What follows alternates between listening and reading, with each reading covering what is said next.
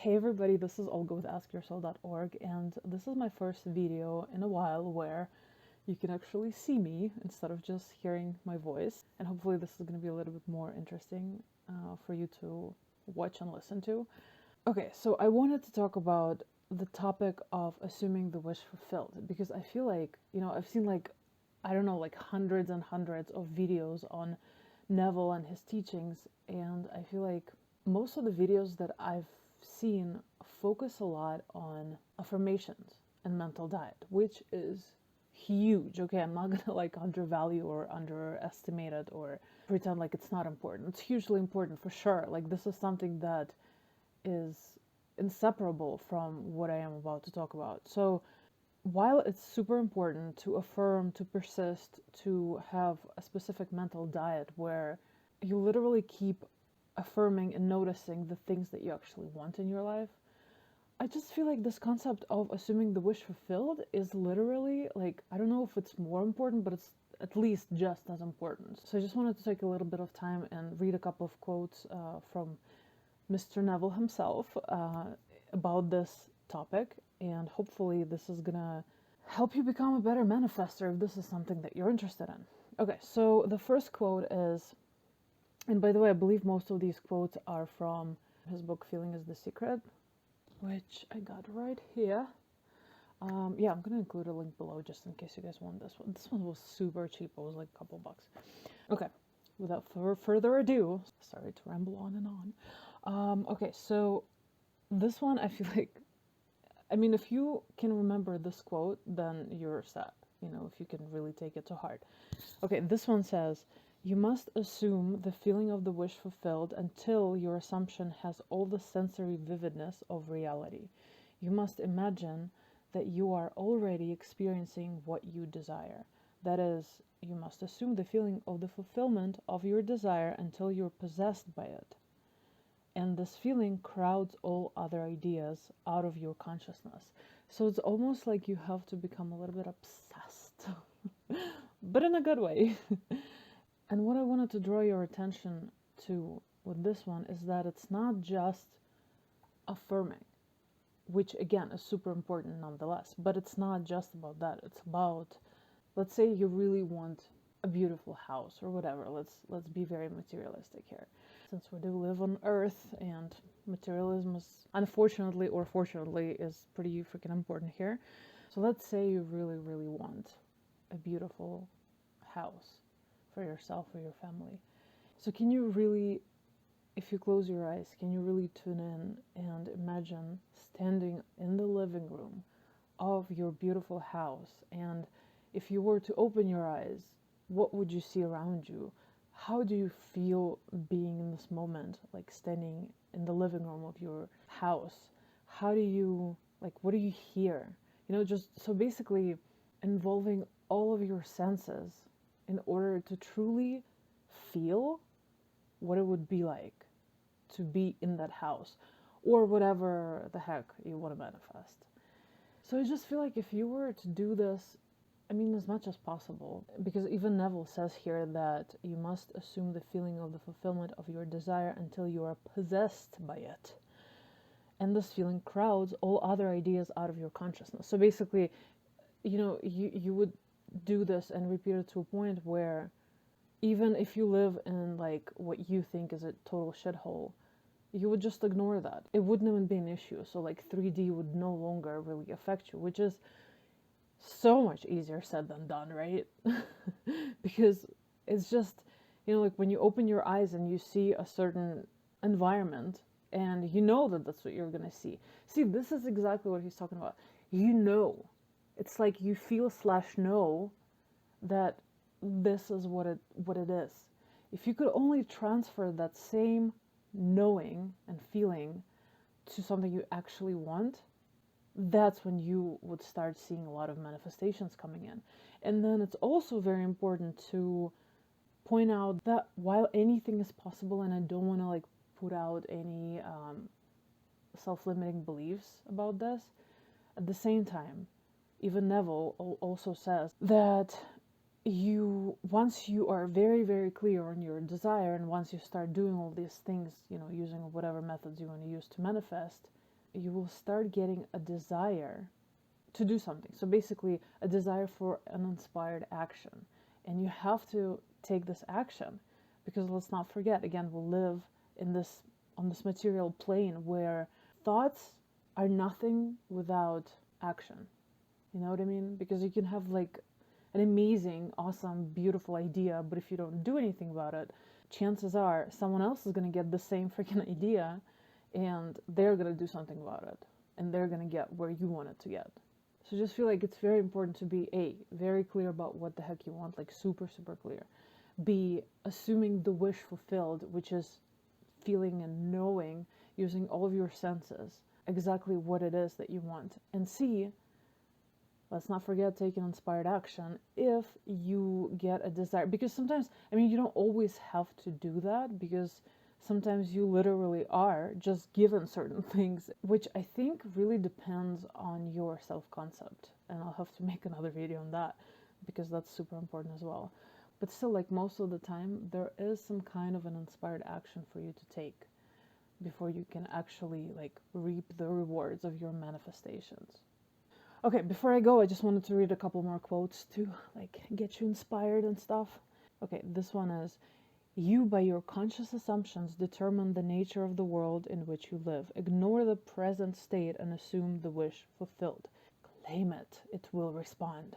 So again, it's, you know, he specifies ignoring the present state, ignoring your 3D and whatever the hell is pissing you off. I just feel like we are always giving away too much of our energy towards things we don't want. And instead, if you can make it a habit to put that energy into something that you do really want, and not in a sense of like, oh man, I so want this, but I know like this is impossible and there's no way I'm gonna have this. No, it literally has to be an assumption on your part that this is what I'm getting, period. There are no other options. This is it, I'm getting this. So again, it's kind of like becoming a little bit possessed with the idea that this is how it's going to be, but not in a crazy way, I guess, if that makes sense.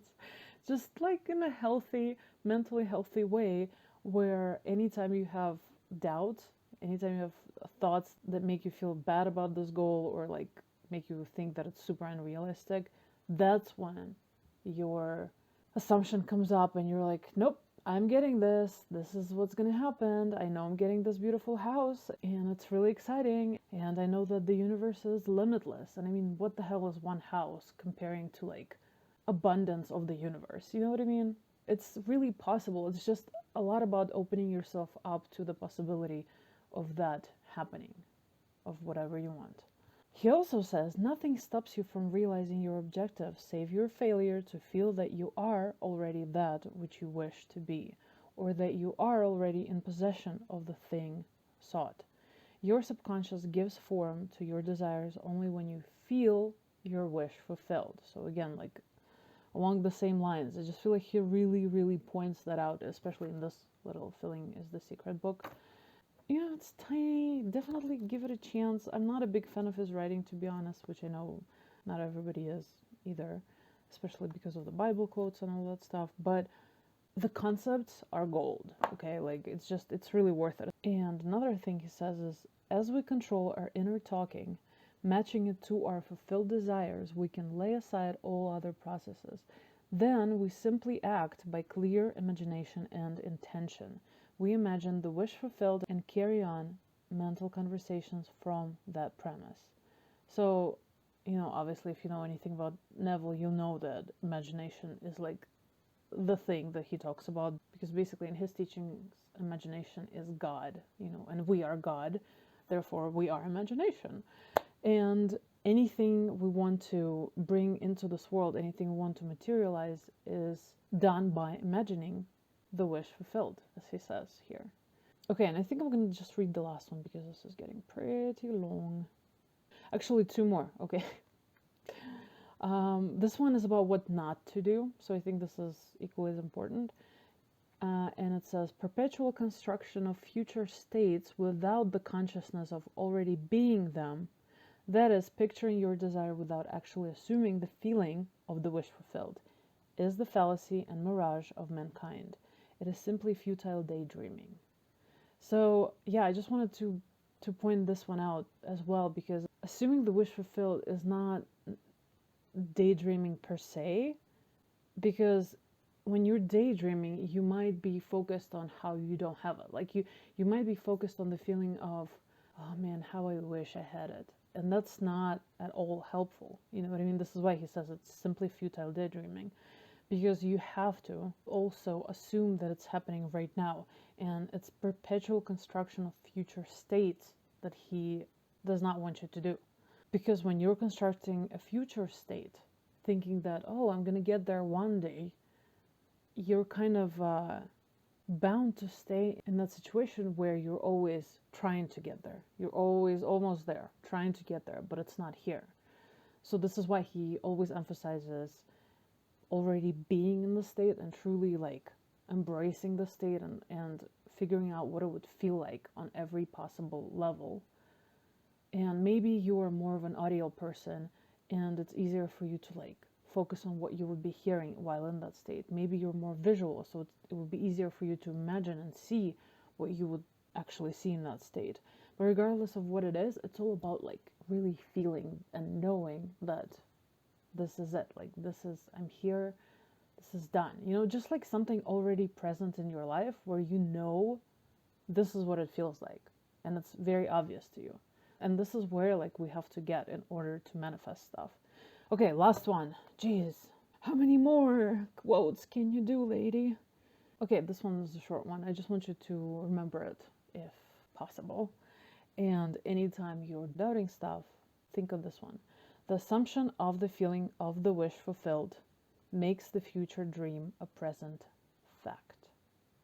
The assumption of the feeling of the wish fulfilled makes the future dream a present fact.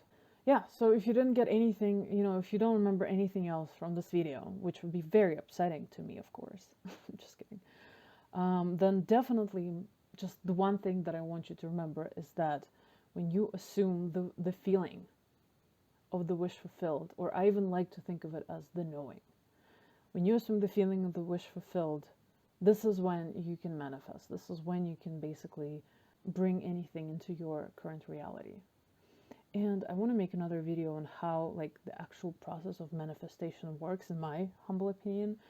But I think we're gonna have to do this next time because I got to run.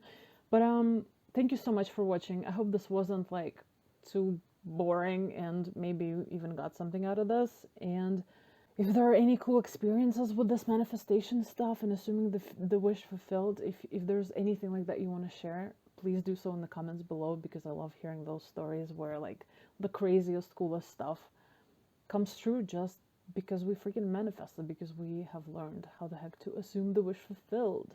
But I'm sure it's a little bit more complicated than that.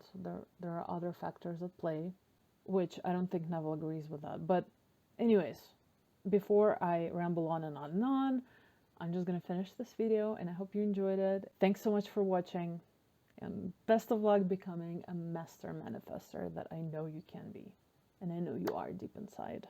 Okay, bye!